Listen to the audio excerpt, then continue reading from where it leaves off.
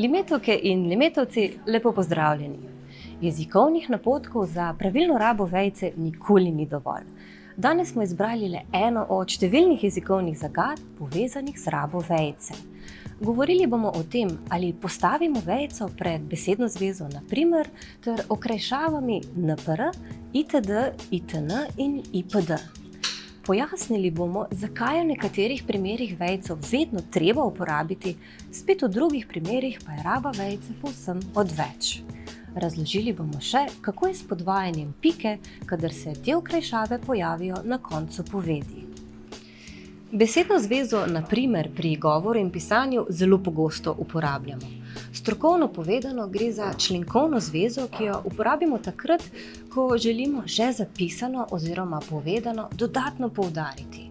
Lahko pa se besedna zveza na primer pojavi zgolj kot mašilo. Od tega je odvisno, ali pred na primer postavimo vejico ali ne. Za lažjo predstavo si oglejmo nekaj primerov.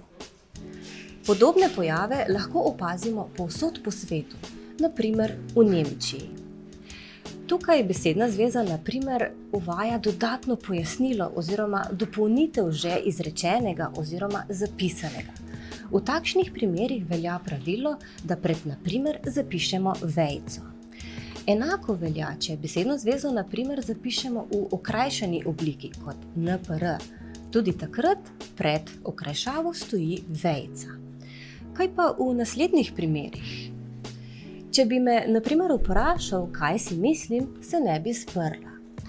Vedno sem bila kriva za na primer vse, kar je naredila sestra. Tukaj pa ima besedna zveza na primer zgolj poudarjalno vlogo oziroma je uporabljena kot mašilo.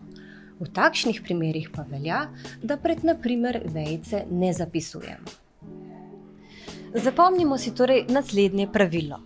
Če besedna zveza na primer uvaja dodatno pojasnilo oziroma dopolnitev že izrečenega oziroma zapisanega, velja, da pred na primer zapišemo vejico. Če pa ima besedna zveza na primer zgolj poudarjalno vlogo ali je uporabljena zgolj kot mašilo, pa velja, da vejice spredaj ne zapisujemo. Naj spomnim še, kaj so mašila. Gre za besede, ki jih sicer večinoma uporabljamo pri govornem nastopu, na primer pravzaprav, dejansko, v bistvu, v resnici, načeloma in podobno. Besedilo je tudi brez teh besed povsem razumljivo, zato rečemo, da so te besede povsem odveč. Enako pa velja tudi za besedno zvezo na primer, kadar ne uvaja nobenega pojasnila. Oglejmo si še okrajšave za besedne zveze in tako naprej, in tako dalje, ter in podobno. Te okrajšave pogosto stojijo na koncu povedi in označujejo nadaljevanje naštevanja ali uvajajo dopolnitev. Ne pozabimo, da pred temi okrajšavami nikoli ne zapisujemo vejice. Če ste kdaj v dvomih, ali bi vejico zapisali ali ne, se spomnite preproste formule. Te okrajšave se začnejo z besedo in, velja pa pravilo, da pred veznikom in vejice navadno ne zapisujemo. Oglejmo si primer. Na sestanku smo se pogovorili o nabavnih rokih, nadaljnjem sodelovanju, pospeševanju prodaje in podobno. Bodimo pozorni na to, da pred okrajšavo ipd tukaj nismo zapisali vejice. Ste opazili še eno posebnost? Zanimivo je, da se okrajšava ipd zaključi s piko, prav tako pa se mora tudi poved zaključiti z nekim ločilom, v tem primeru s piko. Pa vendar na koncu povedi nismo zapisali dveh pik. Velja torej naslednje pravilo. Če se poved zaključi z eno od okrajšav itn, itd ali ipd, pike na koncu povedi ne podvajamo.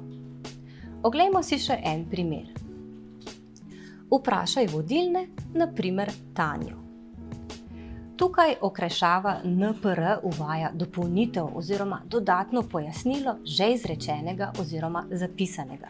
Zato je pravilno, da spredaj stoji vejica. Enako velja tudi, če okrajšavo npr zapišemo kot celotno besedno zvezo na primer. Tudi takrat mora pred na primer stati vejica. Danes smo verjetno potrdili, da je raba vejice dosti bolj zapletena, kot nas to učijo nekatera osnovnošolska pravila.